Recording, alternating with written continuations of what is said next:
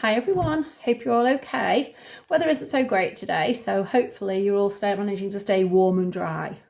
We're up to chapter 10 of our Saving Grace story. And if you remember at the end of last chapter, Sammy had managed to get himself injured, all thanks to Harris the cat.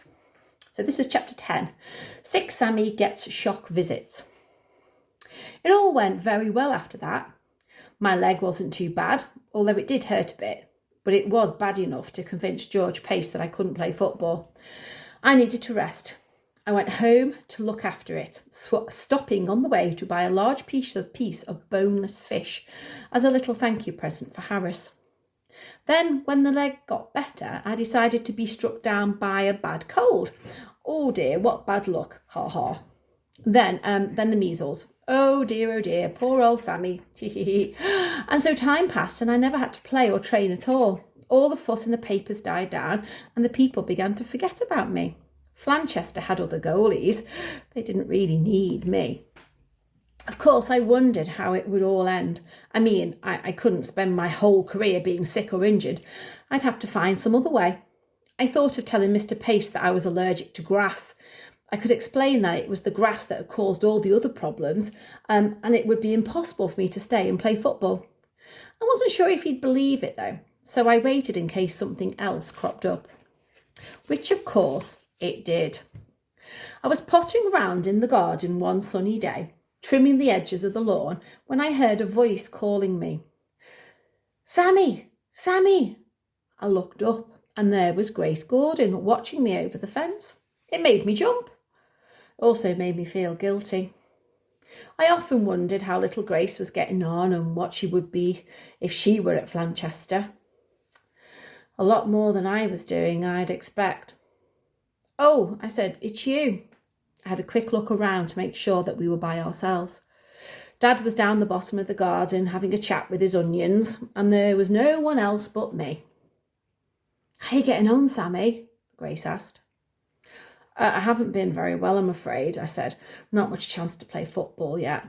Oh dear, that's a pity. You look quite fit though. She didn't tell me I was useless and a worm in the way that her brother Robert had done. Perhaps that's why all of a sudden I decided to ask her for help. I told her I was sorry for not explaining to Mr. Quint in the first place that she would have been the goalie he needed. I explained my trick of pretending to be ill and said that I was worried about what to do next. Could she help? It's a funny thing. When Robert said I was useless, I made up my mind to prove him that I wasn't. When Grace didn't say I was useless, I suddenly felt that I was a useless worm. Don't worry, Sammy, said Grace. I'm sure I can help. But how? I'll give you some little tips, shall I? A bit of coaching. She led the way indoors and started to show me how to dive all over the place and catch the ball and I don't know what else. We used the sofa as a goal, just as we'd done before, with cushions for the ball.